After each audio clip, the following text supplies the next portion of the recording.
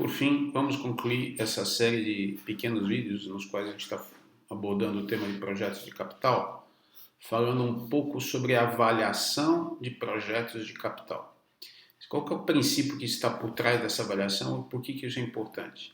Como a gente sabe que a gente está trabalhando com projetos que são de alta complexidade, o próprio processo de desenvolvimento, concepção desses projetos, ou seja, tudo que eu faço nas fases de FEA1, FEA2, FEA3, são atividades bastante complexas, que envolvem muita gente, uma quantidade expressiva de tarefas, há processos que são alimento de outros processos, ou seja, entrada de outros processos, então não é uma coisa trivial. E o que pode acontecer? Pode acontecer que, quer seja por deficiências nas formas de trabalho, quer seja por pressão de tempo, porque a gente está querendo acelerar o desenvolvimento do empreendimento e começar logo a construção, isso é uma coisa que às vezes acontece, né? Uma pressão por começar a ver a obra começar, o empreendimento começar, a construção, e a gente acaba queimando um pouco etapas. O que pode acontecer é que uma série de atividades que deveriam ter sido perfeitamente concluídas, estarem bem definidas, podem não estar. E como são muitas atividades desenvolvidas por muita gente em âmbito de muitas disciplinas, a gente está falando de N disciplinas de engenharia, de gestão de recursos humanos, de licenciamentos ambientais, de estudos de impacto ambiental e social do empreendimento, de alinhamentos estratégicos, de aspectos financeiros, de gestão de stakeholders, enfim, a gente tem uma quantidade enorme de coisas a serem tratadas. Muitas dessas coisas podem ter sido vistas de uma maneira, entre aspas, superficial ou pouco aprofundada, ou não terem ainda estarem no nível suficientemente amadurecido de solução, e eu passar um pouco para frente. Quando isso acontece, a gente diz que o grau de definição do projeto, o grau de maturidade desse projeto pode estar comprometido. E como a gente não vê isso de uma maneira fácil, a gente pode sair de FEA1 e entrar FEA2 com um montão de lições que não foram executadas, entre aspas, de FEA2 para FEA3 idem, e no final das contas a gente vai começar os planos de execução, vai começar a execução dos projetos com um montão de, entre aspas, buracos deixados para trás. Desculpem a expressão um pouco acadêmica, só para tentar ser mais didático e claro. Então é importante que a gente faça uma avaliação desses projetos de capital do ponto de vista do nível de maturidade ou de amadurecimento das soluções. E a gente sabe que quanto mais vagas ou menos determinadas, menos amadurecidas estão essas soluções, maior é a probabilidade da gente ter desvios de custo, de prazo, eventualmente até comprometer efetivamente o resultado do empreendimento. Por outro lado, a gente sabe que pode não ser economicamente interessante nem trabalhar da forma racional e ter tudo absolutamente definido. Porque há aspectos que com 4, 5, 6 anos de antecedência, que é quando eu estou desenvolvendo esses estudos de FEL em relação ao final da construção, por exemplo, muita coisa pode mudar aí e talvez uma parte das definições realmente precise ser feita lá na frente. Então existe uma solução otimizada ou um nível de definição, um nível de maturidade ideal, vamos dizer assim, ótimo para que um projeto seja desenvolvido. E por isso que a gente precisa fazer a avaliação dessa maturidade dos projetos de capital, para você estar nesse nível de maturidade adequado. Fazendo uma comparação, desculpem uma comparação bastante trivial, mas só para tentar ser didático, vamos sair um pouco do âmbito de um projeto de capital e fazer uma analogia, uma comparação, pegando como referência, como exemplo, uma viagem. Vamos imaginar que eu queira fazer uma viagem internacional de turismo, né? Imagina aí que no recesso escolar agora, da pandemia, no mês de novembro, né? Se eu não me engano, em novembro a gente tem um recesso, eu queira fazer uma viagem para a Europa. Imagine que eu faço o seguinte, eu vou fazer o seguinte, eu vou comprar o meu bilhete aéreo de ida, vou sair no dia 2 de novembro e vou voltar no dia 22 de novembro. Então eu vou ficar 20 dias na Europa. E a única coisa que eu fiz foi definir a data de ida e a data de volta e comprar o bilhete aéreo lá pela TAP, né? Então, eu sei que eu vou chegar em Portugal, em Lisboa, no dia 2 de novembro e vou voltar para Lisboa no dia 22 de novembro. E o resto? O resto eu vou definindo quando eu chegar lá. Imaginem a probabilidade que eu vou ter de ter surpresas negativas nessa viagem. Quer dizer, eu não sei exatamente qual que é o meu roteiro, quantos dias eu fico em Lisboa, de Lisboa estou imaginando que eu vou para Paris, mas não sei exatamente que dia eu vou para Paris. E aí de repente eu vou comprar o voo, chego em Paris, o horário não é adequado, eu tenho dificuldade de achar um hotel, aí eu vou buscar um hotel com um valor que eu considero interessante diária, tá, não acho, vou ter que ir para um hotel mais caro. Daí eu saio, vou tentar ir para Londres, mas aí eu estava pensando em Londres e assistir um concerto no Albert Hall, mas não pensei direito, então eu chego lá, não tenho concerto, enfim. Desde as coisas mais simples até as coisas mais importantes, há uma alta chance dessa viagem não estar certa. Por quê? Não der certo. Por quê? Porque eu tenho um nível de maturidade da solução, entre aspas, meu planejamento está muito vago. O nível de maturidade do projeto está muito baixo. Por outro lado, imagina no outro extremo. Então, imagina que eu planeje a minha viagem, já efetue tudo. Então, dia a dia eu sei exatamente tudo que eu vou fazer.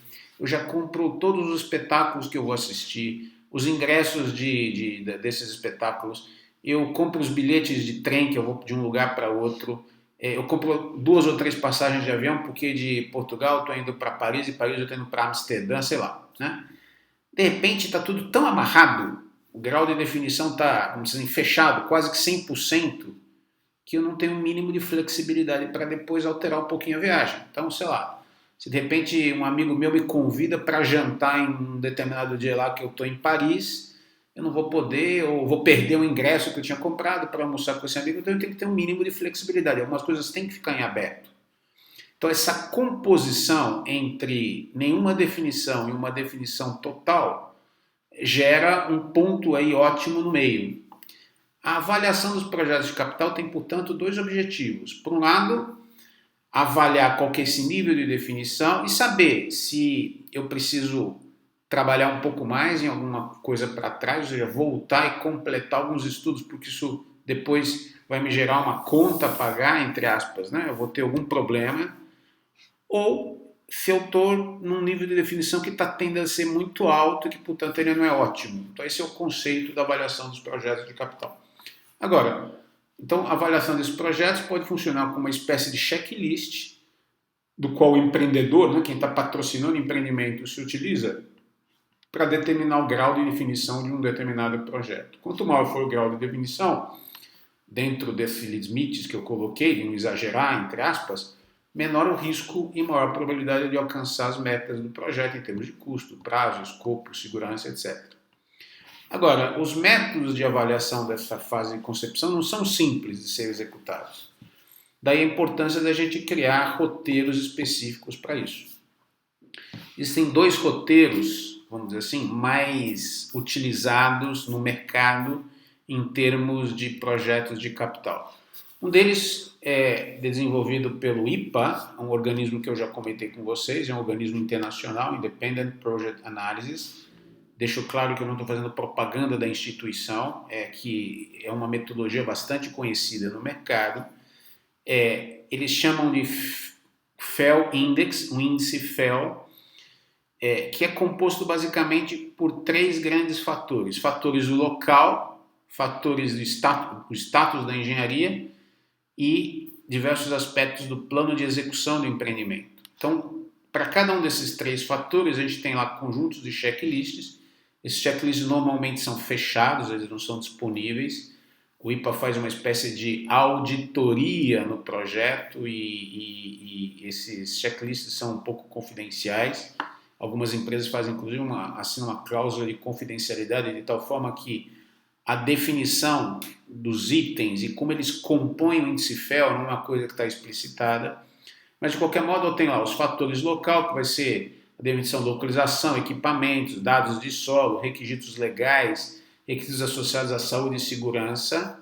Depois eu vou ter uma série de parâmetros que compõem a segunda parte do índice, que é o nível de detalhamento dos projetos de engenharia. Então, aqui a gente está falando de escopo detalhado de cada disciplina, definição dos materiais e equipamentos, soluções energéticas, balanço energético, equilíbrio de energia e materiais, diagramas elétricos que eu vou ter, uma série de outros aspectos, e depois o que corresponde basicamente à fase de FEL 3, que é o plano de execução do projeto, as estratégias de contratação, os cronogramas integrando as disciplinas e integrando o físico com o financeiro, planos para fazer o comissionamento, a validação, a partida, o ramp-up do empreendimento.